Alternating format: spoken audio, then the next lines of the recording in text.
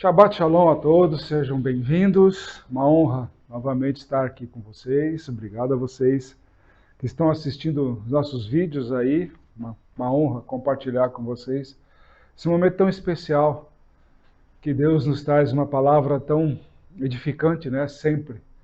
Todos os nossos Shabbats, todas as nossas pregações e colocações que nós temos apresentado, não somente aqui na igreja, mas também em toda a nossa mídia social. Tá? Às vezes nos perguntam se é lícito a igreja participar de política, do cotidiano, do dia a dia, né?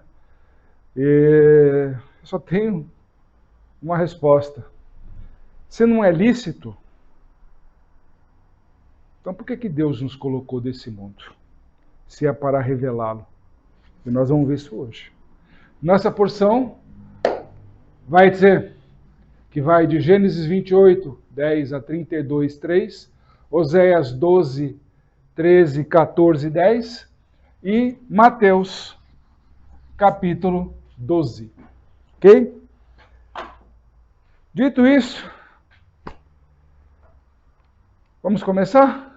Ou vocês querem outras coisas aí? Vamos começar. Fala, o pessoal fica quietinho aqui. Quando está gravando, é uma bênção, é tudo uma maravilha. Olá, pessoal. Aqui, muita gente já conhece a história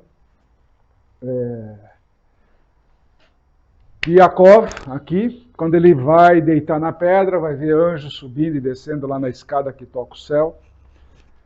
Mas eu não vou me enveredar por aí, não, porque existem muitas teologias e teólogos por aí, com trocentas revelações, e aí vê aquela que te toca o coração. Mas eu vou tocar em alguns pontos que podem abrir o teu pensamento da seguinte forma. Pegando o exemplo de Jacó.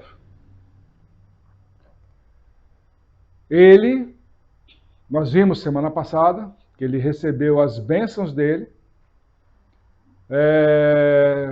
foi perseguido pelo seu irmão Esaú, ok? Querendo a bênção da primogenitura, sendo que ele vendeu essa bênção. Então não tem como, vamos ser sinceros, né? Uma vez que você empenhou sua palavra, seja honesto. Seja honesto. Então não faça acordos, né, desnecessários para que você não tenha nenhum tipo de problema depois. Né? Então, tipo assim, o que foi apalavrado não é caro para ninguém. Mas começou-se uma perseguição.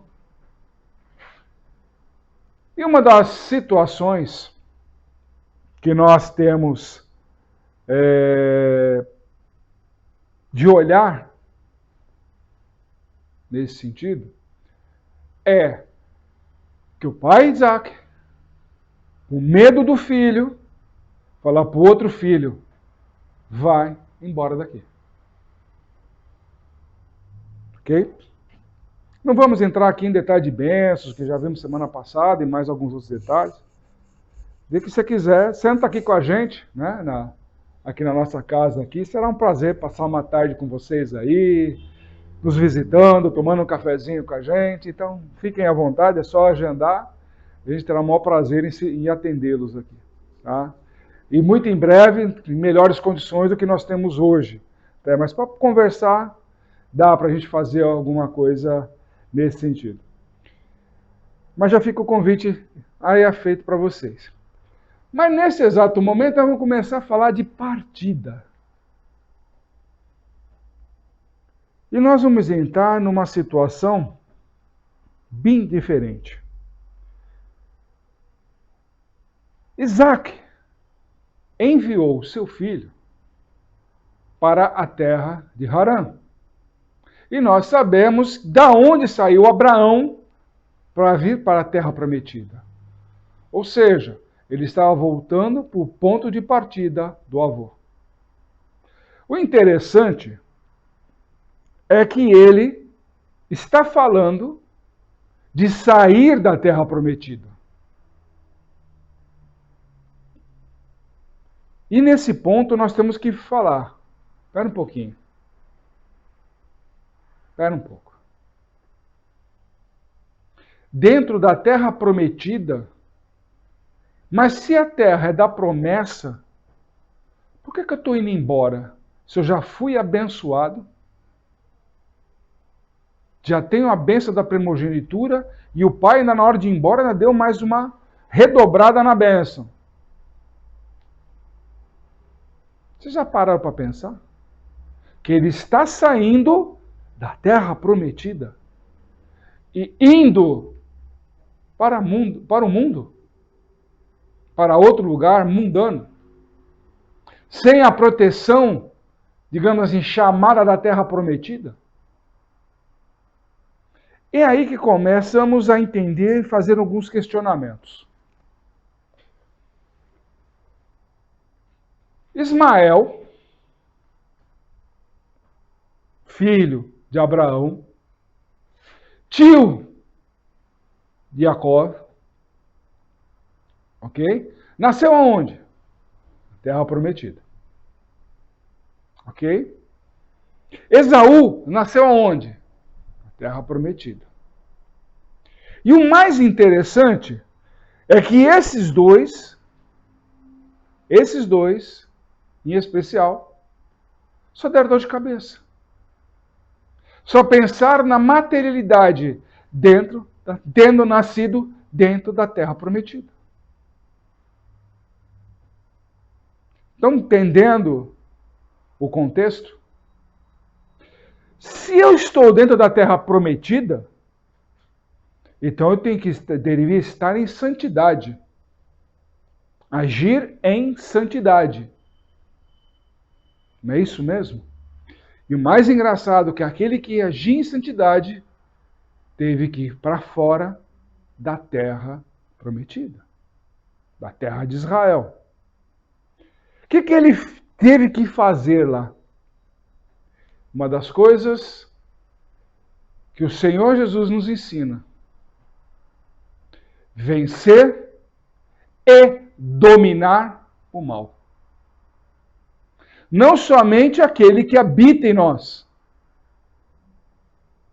mas aquilo que irá também nos afrontar. É interessante esse tipo de postura, porque os materialistas permaneceram na terra prometida. Permaneceram na terra prometida. E aquele que tinha todas as condições de bênçãos, teve que sair da terra prometida para vencer lá fora e trazer toda uma situação diferenciada, toda uma estrutura diferenciada. O que nós podemos dizer, que a gente vai ver durante o decorrer de hoje, que a geração de Israel nasceu no exílio. Não nasceu na terra prometida. Todos os filhos, chamados israelitas, nasceram no exílio, em Harã. Praticamente 11 das tribos, né? Como são 12 tribos, a que nasceu na terra prometida foi Benjamim, a última, né? Onde morre Raquel. Nós vamos ver isso lá na frente. Mas os 11 patriarcas das nações, das tribos de Israel, nós vamos ver semana que vem a luta com o anjo. Ok? Mas, por hoje, nós estamos levando a formação da tribo de Israel. Da nação de Israel, melhor dizendo. As tribos nasceram no exílio. Cada uma com as suas características. E todos os nomes foram dados pelas mulheres. E Jacó não colocou um nome em nenhum filho. Todos foram dados pelas mulheres, pelas esposas. E é muito interessante a composição, se a gente parar para analisar. Mas a gente tem que entender, voltando ao caminhada de Jacó, que ele sai da sua terra santa, da sua terra prometida, mesmo que seja de parentes, casa de parentes e tudo mais, mas é fora da promessa de Deus. Mas Deus encontra com ele em Betel, lhe dá a visão e lhe dá uma promessa. E é aí que nós temos que começar a entender o que significa essa bênção. Que tem gente que chega para nós aqui no nosso dia a dia. Ah, o Senhor me abençoa? Claro, filho, sem problema nenhum. E de repente Deus nos bota uma palavra maravilhosa e a gente fala aquela palavra que chegou para nós sobre a vida daquela pessoa. E a pessoa simplesmente, ai, muito obrigada, já estou me sentindo melhor, e foi uma bênção, e está tudo bem, e acabou. Mas ela, se a gente vem começando a perceber, principalmente aqueles que abençoam de verdade, tá? Os outros eu não posso dizer muita coisa. E também não quero dizer essas coisas. Mas aqueles que abençoam de verdade, onde vem a palavra de Deus para a vida da pessoa, a pessoa não está ouvindo. Ela só está preocupada em sair bem. Somente isso. Estou me sentindo melhor. É sempre a mesma conversa. Não presta atenção no que Deus está colocando. Ah, mas ele vai fazer uma profecia para mim. Já percebeu? Os caras que ficam aí querendo dar profetada, não é profecia, filho. Aprenda a decidir a direção que está dando para a vida da pessoa e o que é profecia. Aprenda a decidir. E o que Deus coloca aqui para Jacó é muito forte. É muito forte. Não é simplesmente uma promessa de herança. Ah, tu serás tão próspero como as areias, os teus filhos, a tua descendência e tudo mais. Está aí escrito, não precisa ficar aqui entrando aqui sendo redundante para vocês. Ok? Vocês estão acompanhando com a gente. Já passei para vocês, vocês sabem onde está escrito certinho, tudo bonitinho. Não precisa ser redundante aqui e ficar dizendo que você está lendo aí na sua frente. Ok? Então veja bem. A partir do momento que ele traça esse caminho, onde muita gente se perde, há uma situação que as pessoas não prestam atenção. Isso eu te digo por experiência já. No dia eu fiquei prestando atenção justamente nisso, e há alguns anos eu venho prestando atenção e as pessoas não se atentam para aquilo que está escrito. Ele diz o seguinte: te abençoarei do oeste, do leste, do norte e para o sul. Ele deu os 4 pontos cardeais. Em primeiro lugar, ele começa pelo oeste. Depois ele vai para o leste, para o norte e depois para o sul.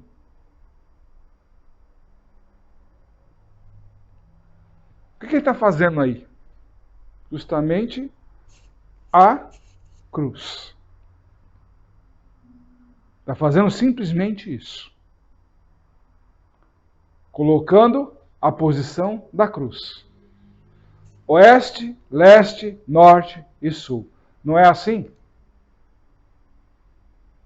Não é assim que está escrito? Não é nessas ordens que está aí? Mas vamos aí dar uma refletida. O que significa dizer a oeste? A oeste, como nós sabemos, fica o quê? O pôr do sol. O anúncio do novo dia, pelo calendário lunar, calendário bíblico, o dia nasce no pôr do sol. Concordam? Lembram disso? Ótimo. Então, se ele está apontando para o oeste, ou seja, o novo dia vem pela frente para você. Não é só o dia que ele vai percorrer, novos dias, novos desafios. Ok? Então, o que ele está fazendo quando ele indica esses 4 pontos cardeais? Ele está dizendo o seguinte: se expanda. Sai do seu lugar comum, da sua visão limitada, e vá realizar o que você deve realizar. O que é vencer e dominar o mal.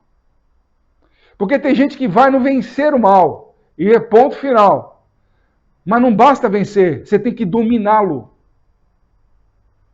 Para que ele não se volte contra você. Porque senão simplesmente você vai travar batalhas.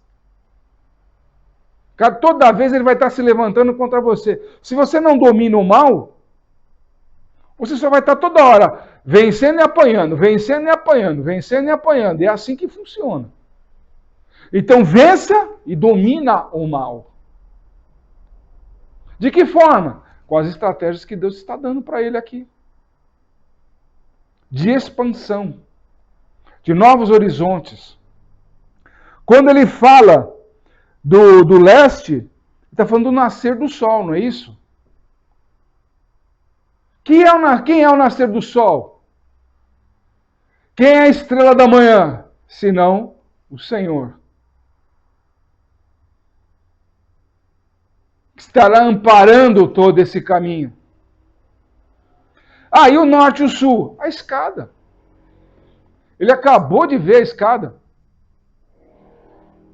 Anjos subindo e descendo, tocando o céu e tocando a terra. Ele acabou de ver. Então, tudo isso daí são as estratégias de Deus para ele vencer e dominar o mal que viria pela frente.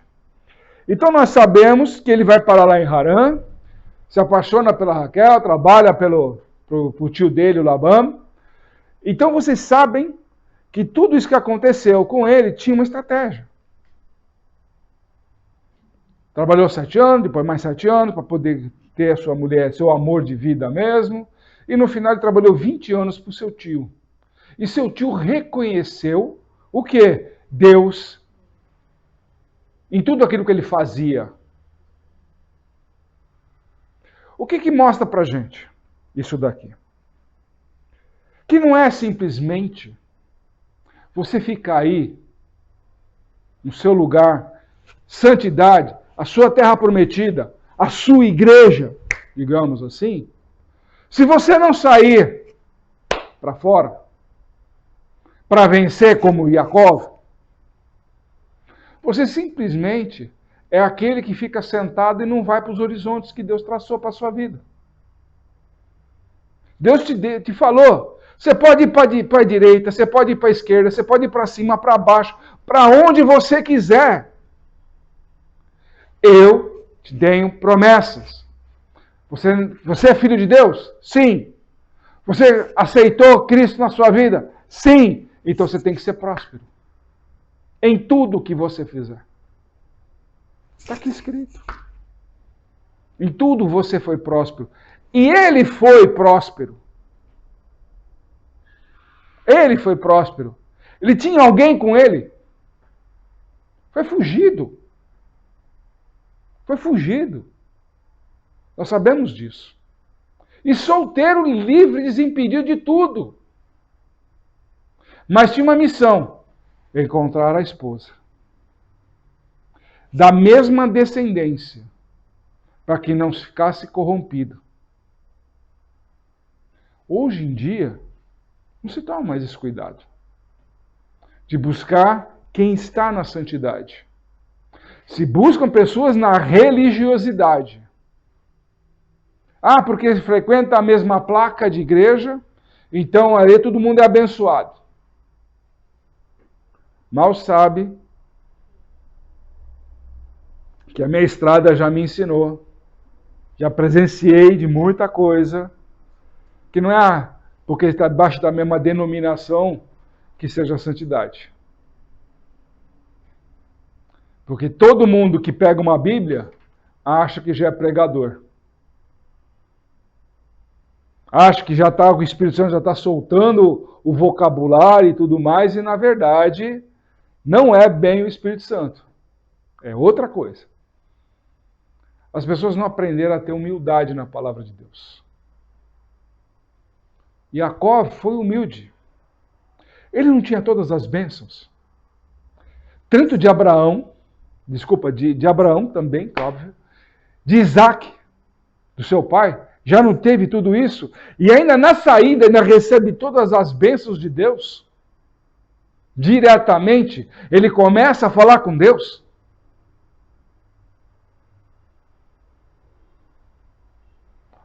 Mas ele teve humildade.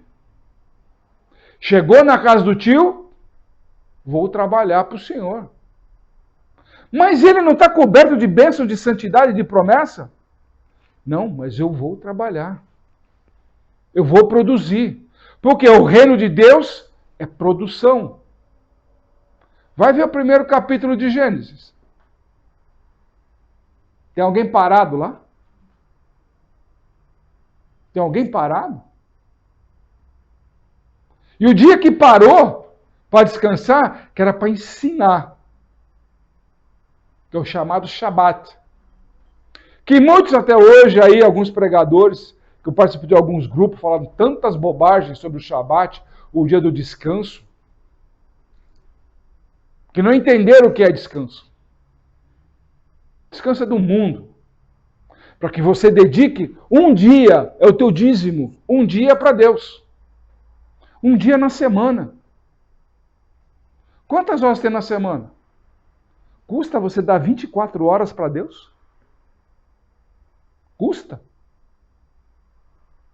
Uma semana inteira, onde você fica até longe da Bíblia, porque você não tem tempo. Mesmo com todos os recursos hoje de ter uma Bíblia no celular, ler em qualquer lugar, tem gente que não lê. E quando chega na igreja, oh, que palavra bela, mas está escrito lá 4.000 anos. 3.000 anos, 2.000 anos, está lá escrita. Como você não sabia, se você se diz que é cristão e não ama ler a palavra de Deus? Então como é que você quer bênção? Como é que você quer produzir algo em nome do Senhor, se você não se capacita? Só porque, não, eu li, vi aquele pregar, sei fazer igual. Pessoal, não é assim. Olha ele, o exemplo dele. O exemplo de Jacó. Foi trabalhar para o tio. Não somente trabalhar para pagar as contas, mas porque também tinha a promessa da esposa, que ele amou desde o primeiro dia. Então ele correu atrás daquilo que tinha sido prometido para ele. Não prometeu a descendência a Deus? A ele? Não prometeu a descendência na bênção que Isaac deu sobre a vida dele? Também fala da descendência lá. Só vocês olharem a bênção, está escrita lá. Só vocês olharem. Também fala da bênção da descendência. E aí começa a ter os nascimentos daquilo que estava sendo plantado. E aí a gente começa a entender algumas particularidades do agir do próprio Deus. Se a gente analisar, 6 filhos, homens, nasceram de Léa. Então, estamos falando de exílio. Ok? Eu não vou entrar nas concubinas. Tá? Bilá e Zípola, né? Não, Zípola do... Depois vocês veem para mim. Não me lembro que fugiu agora. Eu sei que uma Bilá... vamos lá. Léa deu 6 filhos a Jacó. E Raquel, no exílio, deu um filho a Jacob. Se a gente analisar aqui, nós precisamos entender o chamado. E como é importante. Quando nasce o primeiro filho de Leia, com Leia, né? Ela dá o nome de Rúben.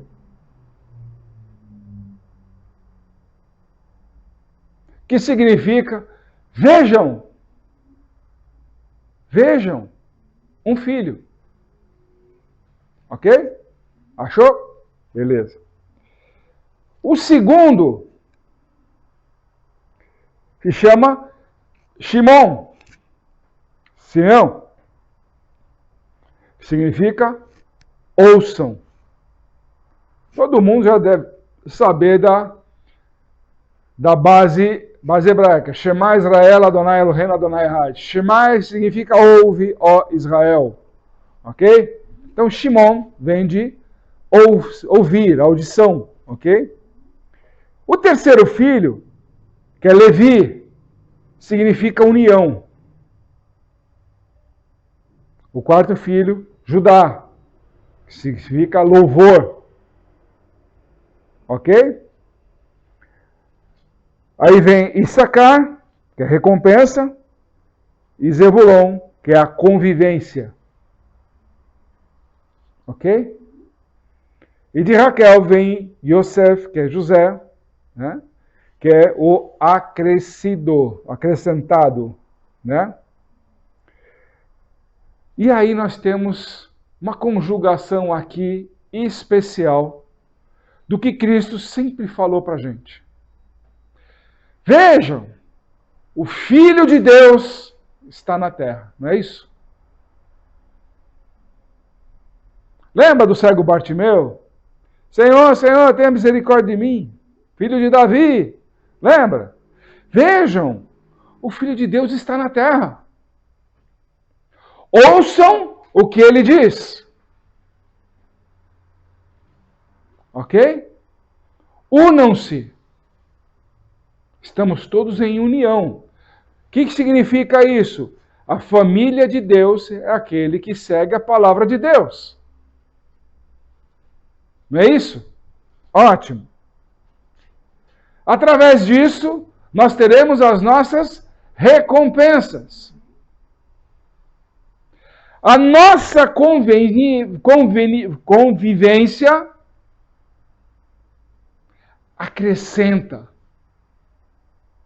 um poder espiritual em todos nós. Tem gente que só vai ver o seu ministro na outra semana.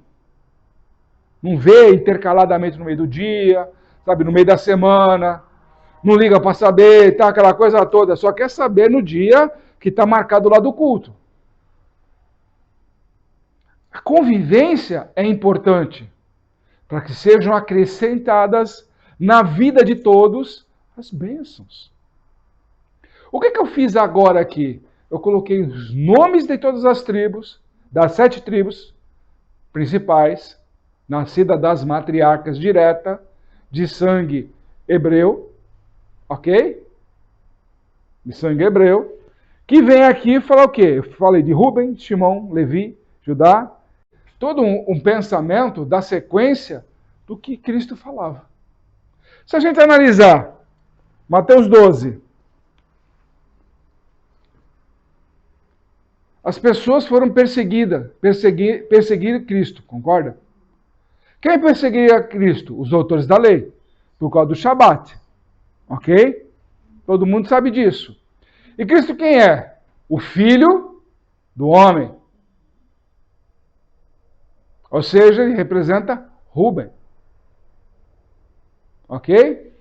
Então, quando ele começa a dialogar, um dos primeiros caminhos que ele está fazendo aqui é uma compaixão enorme. Porque eles começam a falar que os discípulos estão colhendo lá no meio dos trigais, lá, para se alimentar e tudo mais, no dia de Shabat. Ótimo. O Senhor deu uma alternativa para eles. Vocês não viram que o Davi, junto com seus homens, também se alimentaram? Mas é esse realmente o propósito que o Senhor está querendo mostrar para ele? Não. Qual é o propósito? Se existe essa regra, que eu não posso, regra de homens, que eu não posso colher no Shabat, ok? Para comer, me alimentar. A pergunta que Cristo está oculta aí dentro é muito simples, para quem conhece. O que vocês estão fazendo aqui? Do mesmo jeito que eu não posso comer, colher para comer no Shabat, vocês também não podiam ter percorrido essa distância toda para me ficar fiscalizando. Vocês também estão infringindo o Shabat. Porque no Shabat, você tem uma distância para percorrer. Limite também. Alguns lugares aí, que a gente sabe, tem conhecimento, lá em Israel principalmente, até o elevador não se usa. O cara tem que subir escada, se depender a metragem lá, não sobe a escada, ele já vai dormir na portão da sinagoga, lá na própria sinagoga. É assim que funciona. Essa radicalidade. Então a pergunta que está oculta aí, que Cristo está perguntando para ele: o que vocês estão fazendo aqui? Vocês estão falando de mim, mas vocês não viram o que Davi fez? E de vocês estão fazendo o que aqui? Você não podia percorrer essa distância inteira. Vocês estão tomando conta da minha vida? Da vida deles? Você pode, entre aspas, caçar o seu semelhante para fofocar o que ele está fazendo? É permitido isso pela lei? Não. Olha o tom que Cristo foi amável com eles. A desculpa dele de Davi está escrito. Eles, como doutores da lei, devem de entender. Mas o que está oculto aí é uma repreenda através disso. Vocês vêm me criticar, só que vocês estão fazendo pior. Eu estou pegando para comer e vocês estão me vigiando para fofocar.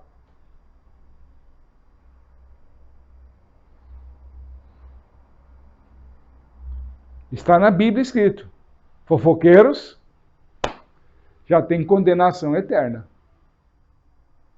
Não se unam com os fofoqueiros. Ok? Então a gente está mostrando os caminhos para vocês de como Yaakov trabalhou, negociando com o seu tio, que enganava, né? O próprio sobrinho, para continuar nas benesses. Aqui nós estamos vendo que os doutores da lei, nós temos hoje os teólogos, né, os mestres, aquela coisa toda por aí, os capacitados no diploma e não pelo Espírito Santo, né, que aí se falam que são doutores, e na verdade eles não sabem esse caminho. Não sabem esse caminho. Que Cristo aqui está ensinando, mesma coisa que Jacob, ele ensinou. Está mostrando: para de me perseguir. Para de me perseguir. Tanto é que logo depois, ele já vai lá para a sinagoga e já tem aquela mão atrofiada lá que ele manda estender e está curado. Os caras, o que aconteceu com os caras que estavam reunidos? Ficaram nervosos, querendo matar. Mas não é Shabat? Mas não é o dia do descanso? Como você vai ficar irritado no dia de Shabat? Quem errou? Essa é a pergunta. Quem errou? Quem não contém o seu espírito. O que está escrito lá em Gálatas 5? Frutos do espírito requer... Mas não são todos sacerdotes, não são todos mestres na lei. Quem errou no Shabat? Quem errou? Eu tenho certeza que a partir de hoje, com essa revelação para vocês, vocês vão começar a ler de uma forma diferente quando enquadrar isso. Mas era Shabat, o que esses caras vão fazer contra a lei? Não é contra Cristo, não. Contra Cristo nós sabemos, eles querem matar Cristo. Quem diz a verdade incomoda. Aquele que fala a verdade incomoda. Jacó falava a verdade. Cristo falava a verdade. Falava a verdade.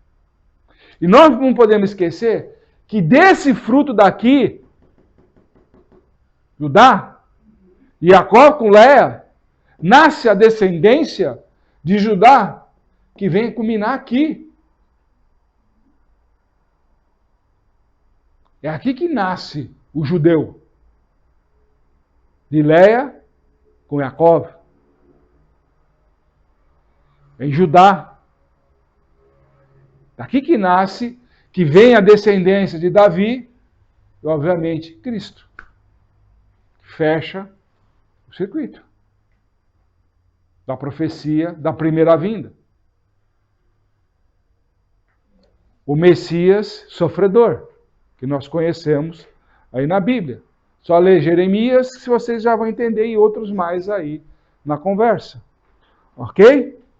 Então nós temos aqui situações que nos colocam de forma a pensar. Eu tenho os horizontes para seguir. Eu tenho uma vida neste mundo para ser vivida. Mas eu tenho que zelar também pela minha santidade. E confiar de verdade em alguém que me direcione o caminho da santidade. Para que eu não perca no caminho. Isso é fato. Isso é fato. E por que a gente faz esse alerta? Por que serve esse alerta da partida dele de uma terra santa? Para depois ele voltar para ela com tudo formado, tudo estruturado. Por que disso daqui? Porque existe uma passagem, deixa eu...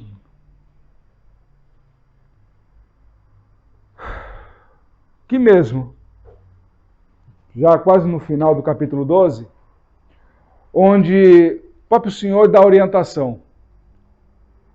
Quando você expulsa o mal, ele vai embora. Mas só que é o seguinte, ele nunca esquece a casa que ele habitou. Nunca esquece. Ele vai fazer de tudo para voltar. Se a casa não estiver arrumada, ele traz mais 8 para a festa. Mais 7 para a festa. Traz mais 7 para a festa. Ou seja, se você tinha uma dor de cabeça, você vai ter 8. Por isso que não é simplesmente vencer o mal. Você tem que dominar o mal. Você tem que dominar. Para que ele não venha fazer novamente a arruaça na tua vida. Por isso que tem tanta gente caindo. Por isso que tem tanto culto de libertação toda semana. Porque a pessoa não aprende. Aprende a se libertar. Expulsar o mal de mim. Mas semana que vem o bicho está lá de novo. Porque ele sabe que ele entra e está com a chave. Uma vez que ele entrou, ele tem a chave. Se você não mudar a fechadura, ele vai entrar do mesmo jeito. O que é mudar a fechadura? Mudar o seu grau de espiritualidade. Sobe. Sobe, evolui a tua santidade. Se relaciona melhor com esses ensinamentos bíblicos, de quem tem para te ensinar. E não ficar com um discursinho, Deus vai proverá, Deus vai ficar nisso. Para, senta e conversa. Eu não consigo respirar. Respira, porque o sopro de vida vem de Deus. Se você tem fé para crer, você já está livre. Não preciso eu ficar falando aqui. A palavra de Deus é santa. E se ele já falou, se você crê, a tua fé te liberta. Se tiveres a fé do tamanho, você pode se expandir. Não é simplesmente falar para a árvore, para a montanha, se mexe. Não, é para você se expandir. Você se mexer. A montanha da sua vida é você mesmo. Não é o vizinho, não é o familiar, não é o emprego, não é a política, não é nada disso. A montanha da sua vida é você. Se você não tiver fé para se mexer, você não consegue atingir os seus objetivos. Quais são os seus objetivos traçados por Deus? Você tem que chegar aonde, filho? Você tem que chegar aonde? Quais são suas promessas? Por que que você não expandiu seus horizontes para conseguir chegar lá? Ah, eu consegui um escritório, digamos assim. Que bênção! Mas então, conseguiu o escritório. Quando você vai conseguir a casa toda, o prédio inteiro, quando você vai começar a se expandir,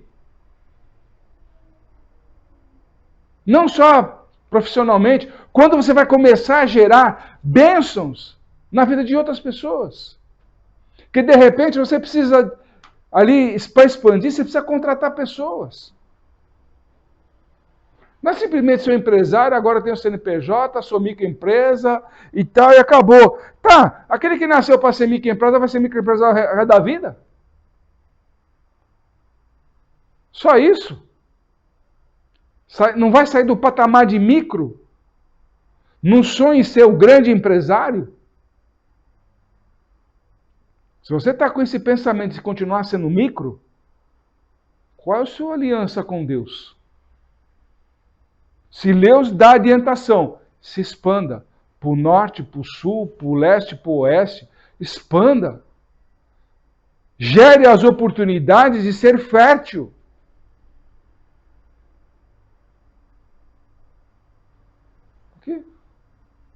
Não é simplesmente passagens bíblicas. Olha a historinha da carochinha. Não. São direções, estratégias de como ser vencedor. Todo mundo quer saber o segredo de ser vencedor. Está aí. Sendo produtor o tempo inteiro. Por acaso Deus deixa de ser Deus em algum momento do dia? Algum momento da semana? Algum momento do mês?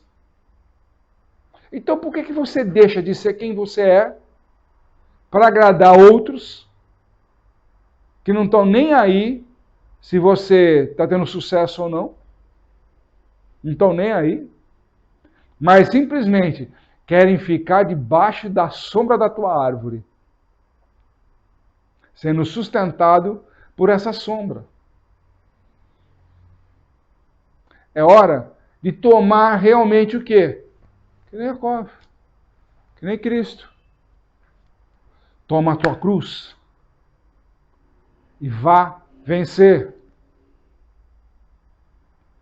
Cristo não falou que venceu a morte? Como é que ele venceu a morte? Carregando a cruz. Qual é a cruz que está sobre sua vida? Que você precisa vencer? Qual é essa cruz? Não é simplesmente uma historinha. Ah, ele me libertou porque ele venceu a morte. Acorda. Acorda. Para de dormir nesses berços esplêndidos aí. Ele te mostrou um caminho. O caminho é ele. Eu venci. E você vai vencer quando? Ele já abriu o caminho. Ele falou assim, cara, você está prometido já. Você já tem promessa de se expandir, de você crescer, de você ser alguma coisa para colher frutos. Você tem que semear. Para você colher, você tem que semear. Se você não semeia, você não colhe. É fato. É fato. Então, onde você já chegou? Não importa. Sua idade não importa. Não coloque peso. Você pode ter 80 anos e continuar sendo fértil. Olha Abraão. Sendo pai com 90 anos, caramba. E ainda levando o filho para sacrifício. Então, olhem, observem o que a Bíblia dá de direção para todos nós. Não olhe com os olhos da limitação do mundo, porque o mundo não quer você bem, não. O mundo quer você dependente dele. Todos aqueles que são dependentes do que o mundo dá e não querem mudar, a maior parte deles hoje mora na rua. A maior parte deles mora na rua. Porque não querem sair dessa situação. Eles acham que todo mundo tem que dar. Que o mundo tem que dar. Eles não têm que fazer nada. Isso é visão de mundo. Não é de santidade. Santidade tem que produzir. Santidade não é um regime comunista, que você fica dependendo do Estado. Santidade é você depender de Deus para, tipo assim, para tudo que você quiser fazer, você será vencedor. Você nasceu para vencer. Você nasceu para honrar teus pais e os nossos patriarcas. Todo ensinamento que nasce aqui, vem culminar aqui. Não é só por causa de gerações, mas sim, é o mesmo ensinamento aqui, é o mesmo ensinamento daqui. Se vocês olharem o capítulo 12 inteiro e olhar essa história de Jacó aqui, os vencedores, é a mesma coisa. Só que são situações diferentes. Onde ele vai colocar que tipo assim, ele expulsa por causa que ele é filho de Beelzebu, né? O Deus das moscas, né? Deus da porcaria, não é isso? Ele fala, se eu expulsasse por ele, reino dividido não prospera. Você fica entrando aí em briga de placa de igreja. A minha é melhor, a minha é maior, a minha tem isso, a minha tem aquilo. No fundo, você não tem nada. Porque o que importa não é o tamanho físico da sua igreja, não. As maravilhas, o programa de televisão, nada disso que está interessando, não. O que importa é a sua santidade. O que importa é onde você está chegando. Se você até hoje é aquele que senta na igreja há tantos anos e não prosperou, busque novos caminhos, porque esse caminho está fechado para você.